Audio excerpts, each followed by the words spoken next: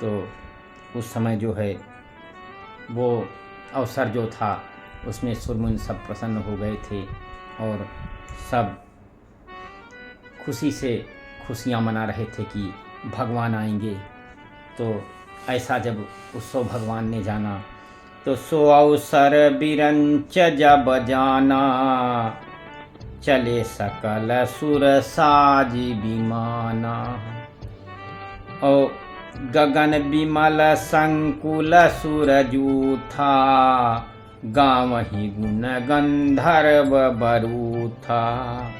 जब ब्रह्मा जी ने भगवान के प्रकट होने का अवसर जाना, उनके समेत देवता विमान सजा सजा करके चले और नीलमल आकाश देवताओं के समूहों से भर गया।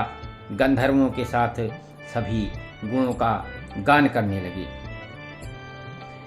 बरसहि सुमन सुअंजल साजी, गही गही गगन दुंदुभी बाजी।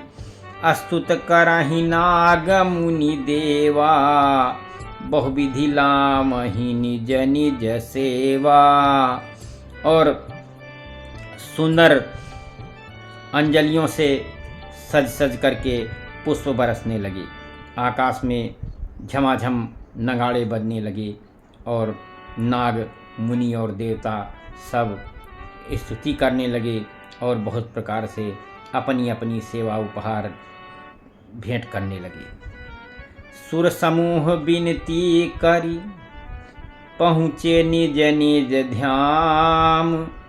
जग निवास प्रभु प्रकटे, अखिल लोक विश्राम। देवताओं के समूह विनती कर करके जब अपने अपने लोक में जा पहुँचे तो समस्त लोगों को आनंदित करने वाले देव, आनंद देने वाले जगधार प्रभु प्रकट हो गए।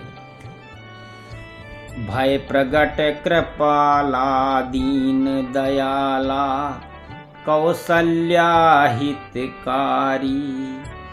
हर्षित महतारी मुनि मनहारी, अद्भुत रूप विचारी।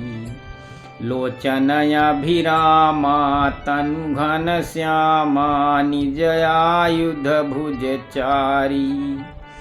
भूषण वनमाला नयन विशाला, शोभा सिंधु खरारी। दीनों पर दया करने वाले कौशल्या जी के हितकारी कृपाल प्रभु प्रकट हुए और मुनियों के भय को उन्होंने हर लिया। उनके अद्भुत रूप का विचार करके माता हर्षित हो गई और नेत्रों में आनंद देने वाले मेघ के समान श्याम शरीर था।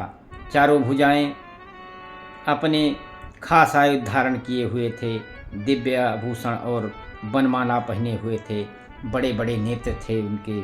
इस प्रकार शोभा के समुद्र तथा खर राक्षस को मारने वाले भगवान प्रकट हुए। कह दुई कर जोरी स्तुति तोरी, कह विधि करऊँ अनंता। माया गुण ज्ञानातीत यमाना, वेद पुराण भनंता। करुणा सुख सागर सब गुण आगर, जेहि गावहि श्रुति संता। सो मम हित लागी जन अनुरागी, भयं प्रगट श्रीकंता। दोनों हाथ जोड़कर माता कहने लगी कि हे अनंत, मैं किस प्रकार से तुम्हारी विनती करूं। वेद और पुराण तुमको माया गुण और ज्ञान से परे और परिणाम रहित बतलाते हैं। श्रुतियाँ और संतजन सब दया और सुख का समुद्र, गुण का धाम कह करके जिनका गुणगान करते हैं, वही भक्तों पर प्रेम करने वाले लक्ष्मीपति भगवान मेरे कल्याण के लिए प्रकट हुए हैं।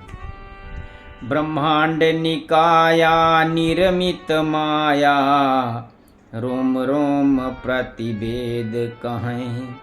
ममूर सोबासी यह उपहासी, सुनत धीर मति थीर न रहें।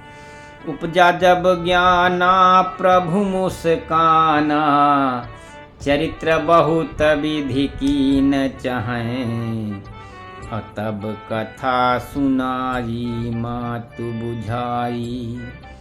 अरे कही कथा सुहाई मातु बुझाई, जिस प्रकार सुत प्रेम लहैं। वेद कहते हैं कि तुम्हारे प्रत्येक रोम रोम में माया रची हुई है और अनेकों ब्रह्मांडों के समूह भरे हुए हैं। वे तुम मेरे गर्भ में रहे इस हंसी के बात के सुनने पर धीर विवेकी पुरुषों की बुद्धि भी स्थिर नहीं हो पाती है, अर्थात वो विचलित हो जाती है। जब माता को ज्ञान उत्पन्न हुआ तब भगवान मुस्कुराने लगे। वे बहुत प्रकार के चरित्र करना चाहते हैं, अतः उन्होंने पूर्व जन्म की सुंदर कथा कह करके माता को समझाया, जिससे उन्हें पुत्र का वात्सल्य प्रेम प्राप्त हो, भगवान के प्रति पुत्र भाव हो जाए। तो माता पुनि बोली सोमति डोली, तजहु तात यह रूपा, की जय शिशु लीला अति प्रियशीला, यह सुख परम अनूपा। सुनि बचन सुजाना रोदन ठाना, होई बालक सुर भूपा, यह चरित जे गावहीं हरि पद पावहीं, तेन परहि भवकूपा। यह चरित्र जे गावहीं हरि पद पावहीं, तेन परहि भवकूपा। यह चरित्र जे गावहीं हरि पद पावहीं, तेन परहि भवकूपा। माता की वो बुद्धि बदल गई। तब फिर वो बोली कि हे तात, यह रूप छोड़ करके अत्यंत प्रिय लीला करो और बालक बनो। ये सुख परम अनूप होगा, अनुभव होगा। और माता का यह वचन सुन करके देवताओं के स्वामी सुजान भगवान ने बालक का रूप धर करके रोना शुरू कर दिया। तुलसीदास जी कहते हैं कि जो इस चरित्र का गान करते हैं वे भगवान के पद को पाते हैं और फिर संसार रूपी कूप में नहीं गिरते हैं। विप्रधेनु सुर संत हित लीन मनुज अवतार, अनिज इच्छा निर्मित तनु माया गुण गोपार। सियावर रामचंद्र शंकर हरि ओम। ब्राह्मण गौ देवता और संतों के लिए भगवान ने मनुष्य का अवतार धारण किया। वे ज्ञानमयी मलिन माया और उसके गुण सत रज तम और बाहरी तथा भीतरी इंद्रियों से परे हैं।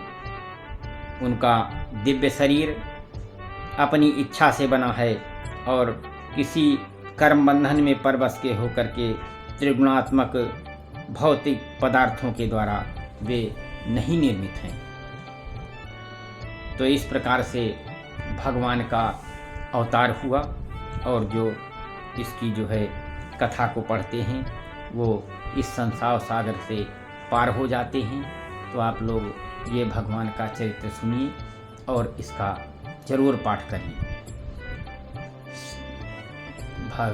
श्री राम जय जय राम, श्री राम जय जय राम, श्री राम जय जय राम।